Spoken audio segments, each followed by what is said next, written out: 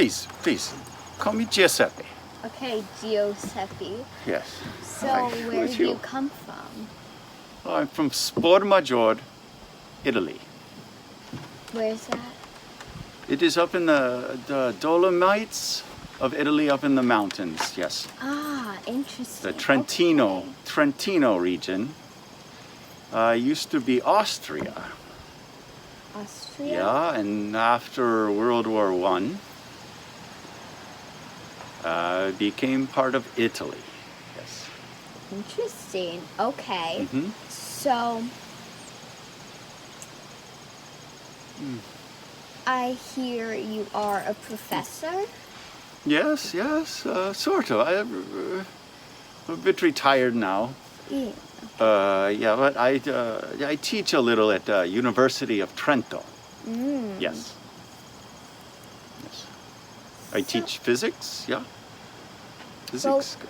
What brings you here, Giuseppe? Oh, as I met your father, actually, yes. Oh. Signor Endrizzi, yes. He found me on the internet. Yeah. Yeah, his wife, she teaches ballet. She's the ballerina. Is she Yeah, dead? Your mom, she teaches ballet. Oh, yeah. And she learned about my wife, who Is dead. was also a dancer, and yes, who has passed away, yes. Were you But sad about that? she found out about her, Okay.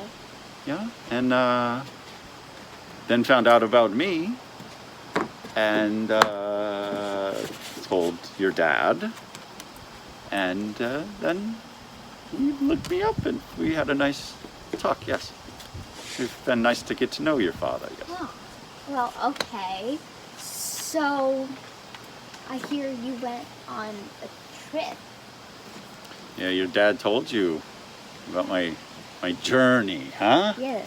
A very interesting journey, which I would like to hear lots about. Yeah? Well, what do you want to know? Like, what was the backstory to it? Well, Why did you want to do it? oh, yes, okay, yes. Okay. Yes, where do I start? My wife and I,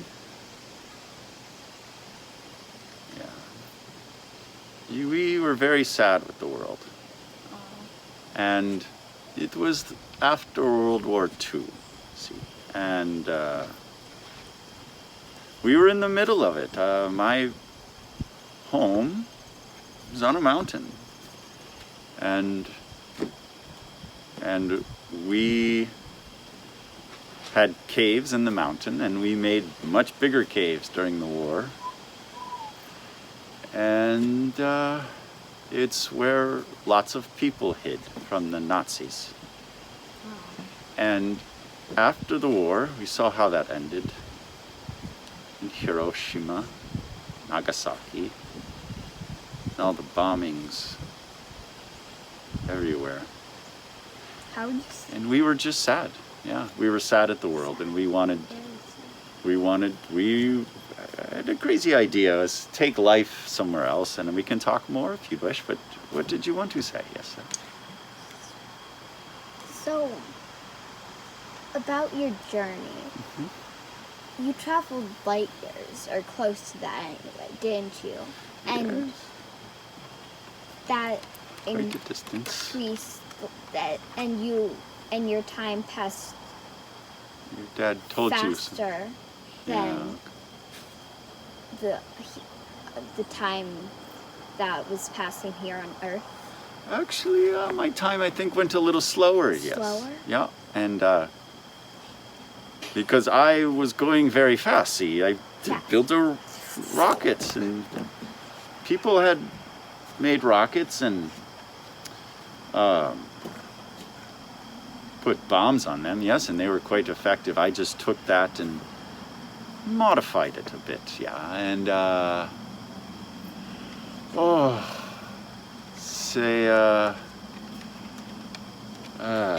I'm sorry, my brains, I get old.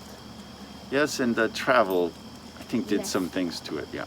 Interesting. But I got a very fast rocket, yes. And you ask about the age, yes, your father probably told you that It was like 30 years on here, like 10 years for you. Is that right? right, I was 10 years older when I returned. And my wife, she was 40 years older. So we got off by 30 years. And it's okay. Love is love. I was happy to be back. I could not believe. We did not think. Well, we were supposed to take the trip together and see. This is where it gets weird. We were, like I said, we were unhappy with the world. It was bad. We did not have children. We did not have children, no. And we Why just, did you not want? well, we just couldn't. We tried and it didn't happen. And maybe it would have, but we also weren't sure if we wanted to bring children into the world. We were sad at that time. I don't feel this way anymore. Even though there's so much more power, so much more that humans can destroy. Now we know so much more than I did then, in the 40s. But at the time, we were young.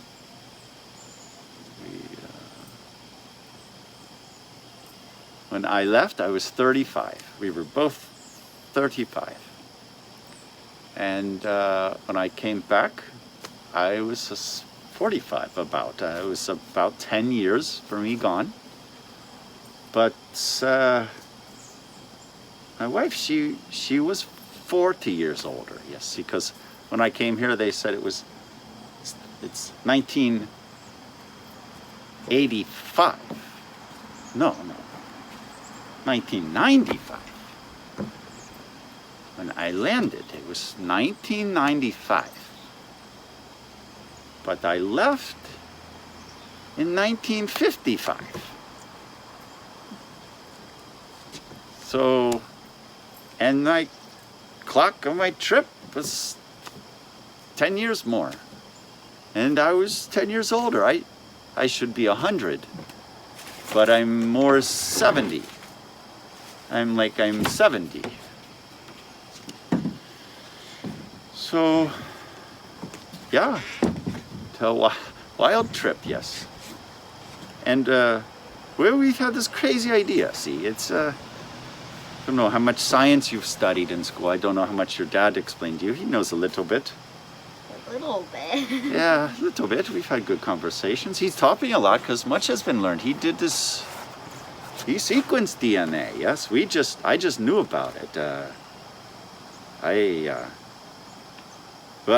So. We were going to, yes, we were going to put life somewhere else. And I concocted a little scheme, a little concoction of RNA, yes, I'd learned. I had a lab in my mountain after the war, had a big space, had a lot of metal, I had a lot of money. Americans bought up all my uranium and other metals that I had in the mountain there. So I could do whatever. I wanted. And I was just fascinated with nature and I wanted to know this life. And, in the 30s, the people, Max Dolbrook, I don't know if your dad mentioned him, but he... And, Robert Zinzheimer, what a brilliant man he was. Salvador Lurias, yeah, Salvador, yeah. He paisano, hey, brilliant man. And, he loved paintings too, it was good. Sometimes we met up. Go to the gallery in Salvador. Yeah. Well, I learned much from their papers, yeah, and so in my lab, I had X-rays. We had this uranium, right? The radioactive, so it could shoot out kinds of special light. Not you could see, but you know, radiation. I had a lot of glass. I was good with glass. It's something I learned from my father. And Glass?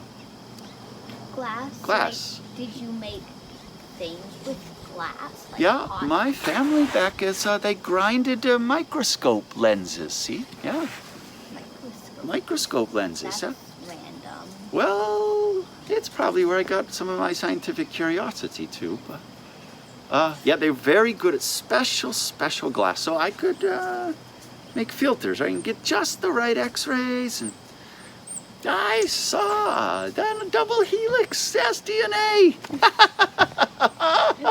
He's a double helix, and I knew that in 1947. Yeah, but I did not want to tell the world yet, because that came later. The Watson and Crick, you've heard of him? Them? James Watson's still alive. Francis Crick, not so much. But they figured out and published a famous paper. You'll hear about it in high school, I think.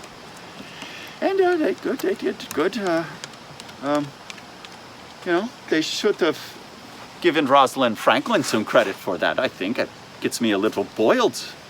I get the little...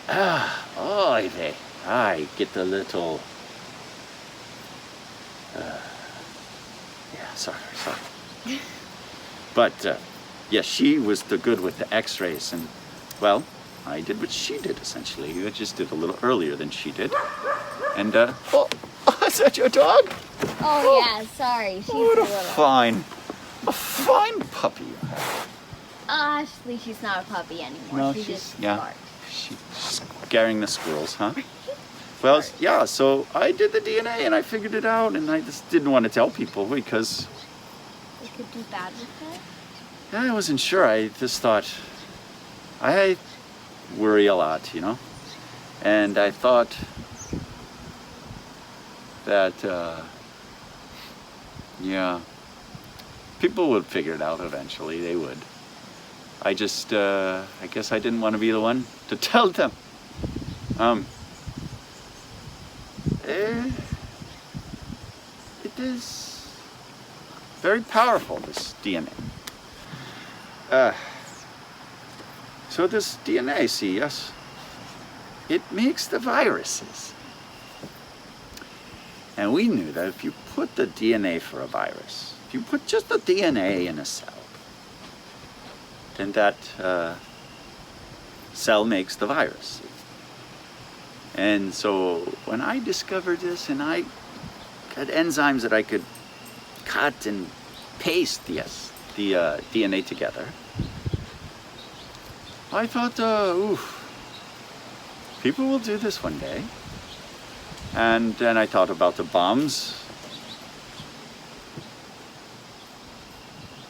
And I thought, no, I'm not going to say anything. And so I became fascinated with RNA. See, DNA, it's like two things that twist. Huh? RNA is just one. It twists, but it's just one. It's simpler. It falls apart. It's fragile. Fragile. See? And the RNA's got some things going. Yeah, see, they fall apart so easy. And when I got the cells out of the way, and just RNA with some salt, some molecules, some other nucleotides that make up the RNA. It's a chain. I put all the beads together. Salts. If I got just some of the RNAs, they got things going. See, they got they started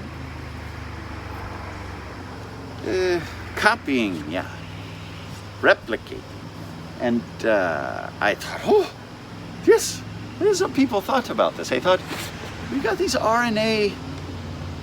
They work like enzymes, see, and maybe that's where life started, yeah. Before there were cells and bacteria and things, and so I thought, okay, play, and I got something going, and a funny thing is, I would put them in a vacuum, that they break apart. So I had to find a shell, right? We have to, like a package, you know? And coconuts. Coconuts work great. I got the RNA in the coconuts, and we were going to take it to a planet. That sounds extremely lucky that the first thing you tried. Well, it just wasn't the first, my dear. Oh, you will learn. If you like science, you must be patient. You must. You have to be perseverant. You have to keep working. Know that you will fail most of the time. But you get better at designing experiments, you know? After you make some mistakes, you figure out some things. So, but you have to tinker. No, this was not my first time, dear. It was from 1947 to 1953, about the time that Watson and Crick's paper comes out. I got the coconuts working. They were ready. And now I just needed the rocket, yes. Yeah, we got the osprey, yeah. Beautiful bird, yeah. And so, from 1952, I started, you know, I was thinking about the rocket. How was this thing going to go? And I got my engine. I was working on that along with the DNA and the RNA. My engine, but then in 1953, I built it. I built that rocket. And we were ready to go. April 20th, 1955 was when we wanted to leave. I left on April 18th, 1955, by accident. By accident? Tell me how this happened. Well, you see. It was one morning I got up, and it was my last day of work on that rocket. And I had to wire the final launch sequence to get it going, yeah? The last wires, that was it, the last bit of it. Everything else built, loaded, ready for its trip, loaded up. And I, up in the capsule, the top of the thing, I was in the panel, and it arced. It arced. And it set the launch sequence off. Oh, God. And How I radioed. You must have been. I'm sorry? How panicked you must have been. I mean, that's like... Oh, it got my heart going. I was so ready to go, but not expected, and my wife, I had no time. I was locked in.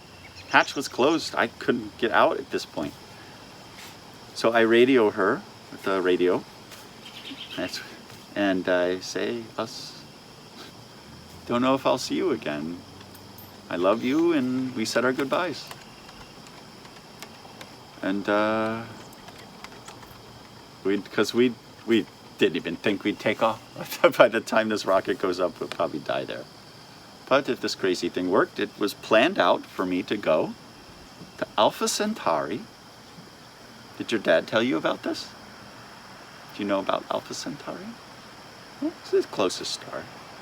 But it's far. It took me 4.5 years to get there. Where's Alpha Centauri? Say again? Where is it? What's Alpha Centauri. Alpha Centauri. Alpha Alpha Centauri. Centauri. See, yes. And this is, light takes 4 years to get there, and it took me 4.5. And I was there for a year. What's Alpha Centauri? It's a star, like the sun. Oh. Yeah, it's a star. Star. Yeah. And I looked for a planet. I had a year, enough food, and for a 10-year trip. And I had a year to find planet, moon, something. And I did, too. And dropped some coconuts off to see what might happen. On both of the planets? Yes. And, well, I was able to get back up to speed and turn around and come home. A miracle. But no, math, really. I guess not a miracle. my teachers were good. I had good teachers, and the lens, carving that glass, being patient and slow, and oh, it took so long to make it good. But once you did, you could do it again, faster, faster, faster, faster. And so it gave me the patience to do the math. Yeah. No, that was my trip. I made it back. I couldn't believe it. I landed right there on my mountain. Right back where I started. Yeah. You've mentioned your wife a lot. Can you tell me what her name is?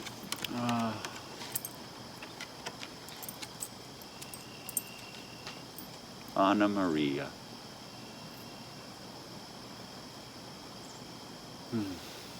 Anna Maria. Lovely name. Yeah. But we had wonderful time. 9 years together after I came back. And she was 85? No, yeah. Where was she? Oh, What's her reaction when oh, you... no, she was, yeah, 85.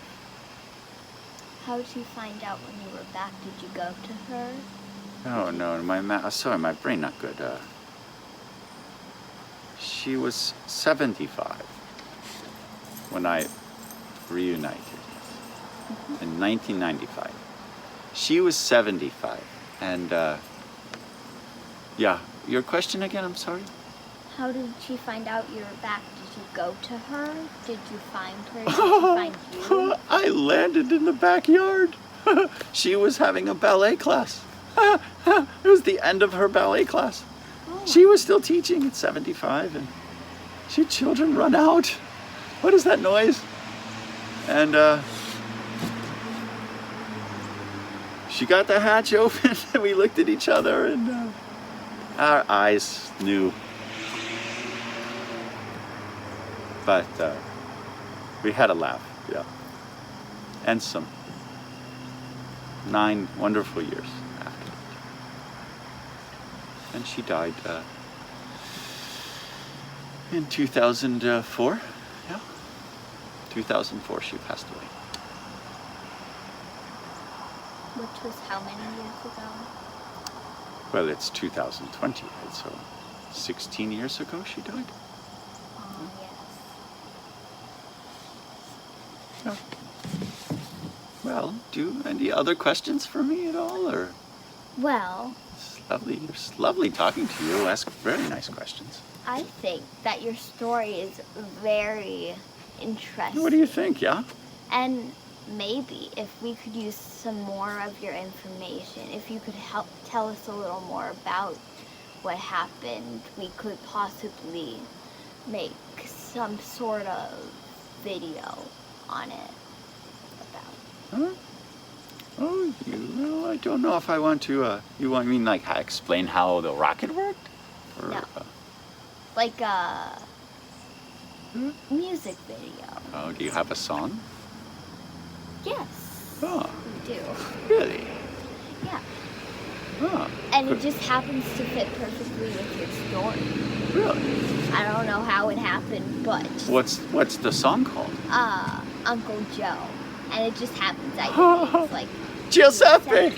Yeah, let's go watch can we go listen? Go watch the song. Oh yes, of course. Let's go Here, listen let to me the take music. the- No, wait, hold on. Let's go.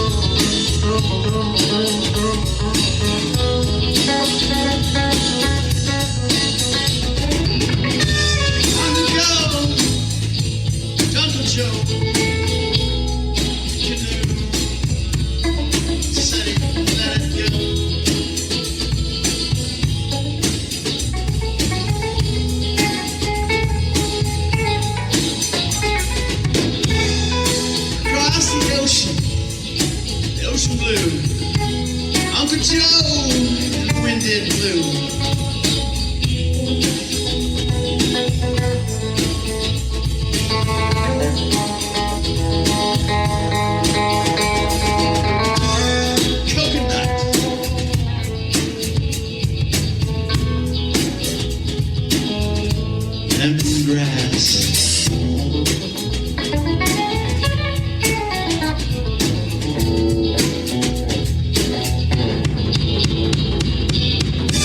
Sweet potatoes.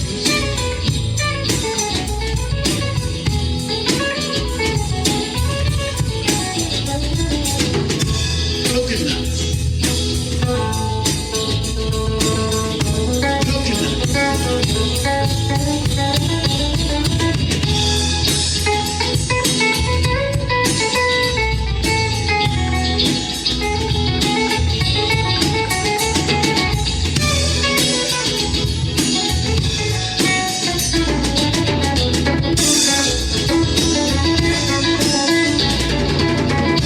Uncle Joe came